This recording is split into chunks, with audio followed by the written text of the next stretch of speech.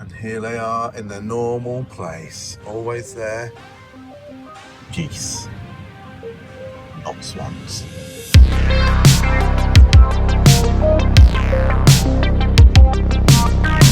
Welcome back to the vlog. It's been a weird few days and I've been vlogging on and off, so you've had a few compilation vlogs happening recently, but I'm back today. It is, what day of the week is it? Thursday. It's mid-afternoon. I've been doing nothing interesting this morning, a bunch of accounts and emails and dead boring stuff, but I'm here with my pedal board. Now, the pedal board, it's had its final build and I used it at a gig last weekend, but it didn't work very well. In fact, it was a bit of a nightmare. Someone maybe moved the pedal board after sound check and caught a couple of controls, because after it was working okay in sound check, wasn't as smooth as I wanted it to. Some of the levels were a bit up and down between instruments, but it was working okay.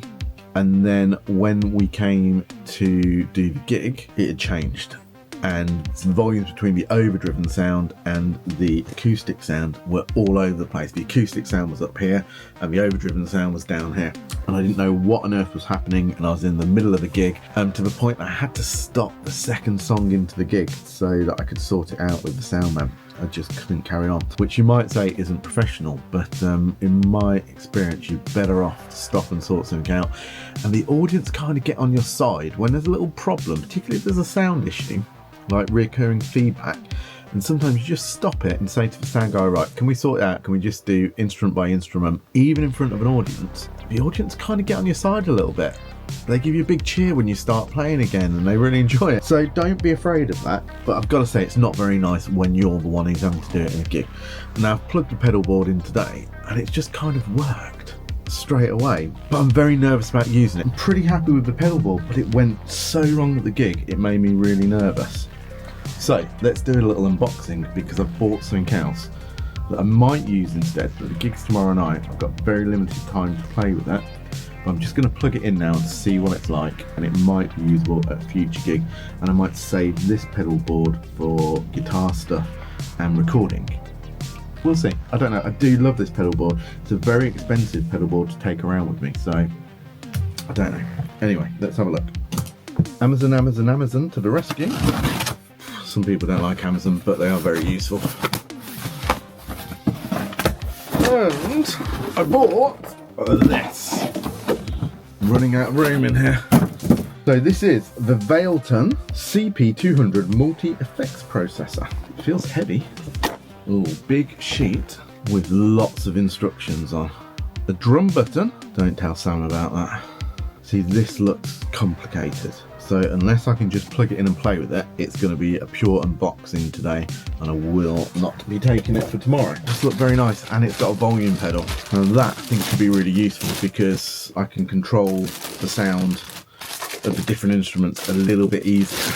It is heavy and it is chunky, and it feels like it's made of metal.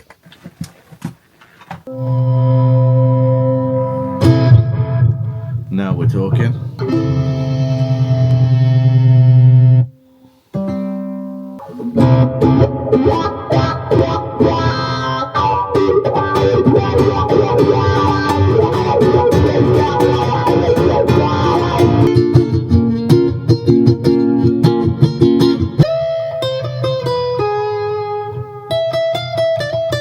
I think this is really cool, and I think it might be good for gigs in the future, whereas the big pedal board over there is a little bit too much.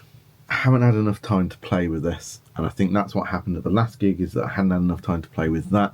I've spent a couple of hours with that today sorting it out, so I'm going to take the big posh pedal board to the gig tomorrow, and then I'm going to work with this one to try and program my own effects in, because I think in the long run this one might be much better for us. So that is my plan. That's what I'm going to do.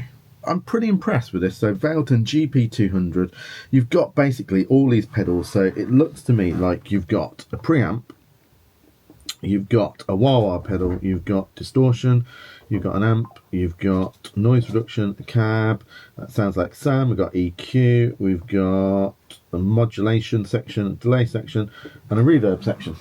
No, I don't care at this point. Thank you though. I really like having the volume pedal.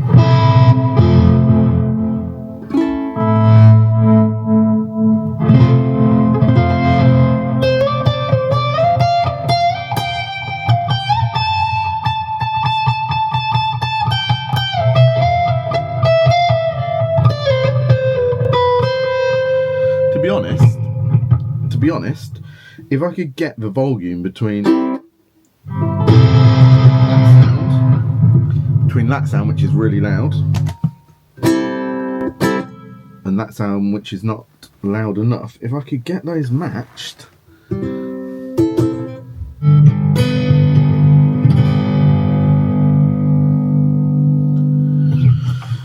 I'm changing my mind. I'm playing around with it. I think I've got sound sorted. So I've got solo sound. Got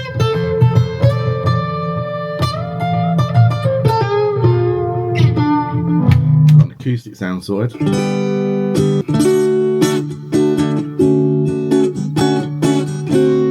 Got that. So a normal overdriven sound, which is nice, I think.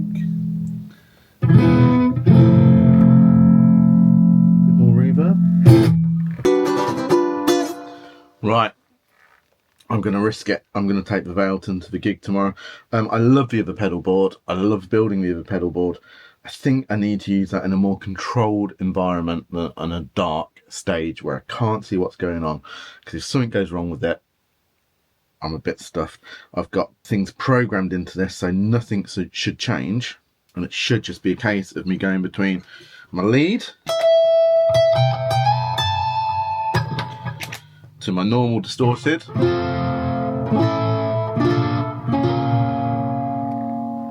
to my tremolo distorted,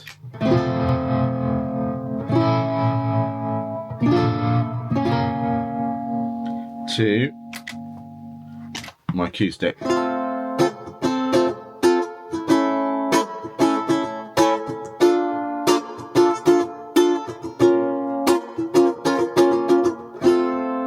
And it's got dark since I've started this video. Cool.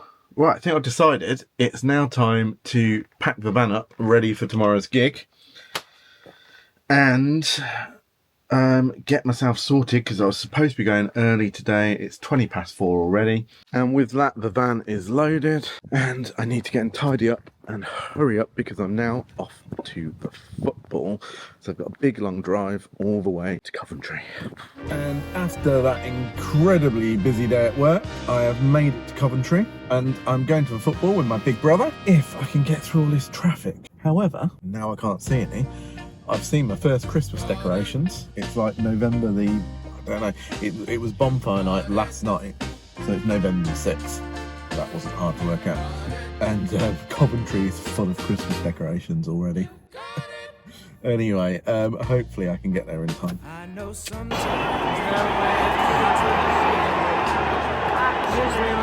Oh wow, that was rubbish. Not really worth showing you any of that. We lost 2-1 to Derby.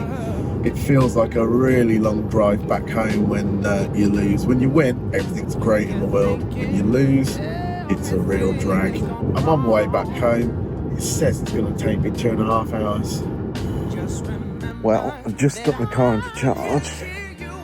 I've just noticed across the road, it looks like it's a 24-hour Tesco's. So I'm going to go and do a bit of shopping, get some supplies to work, while I've put a little bit of charge in the car. And turns out it's not a 24-hour Tesco's.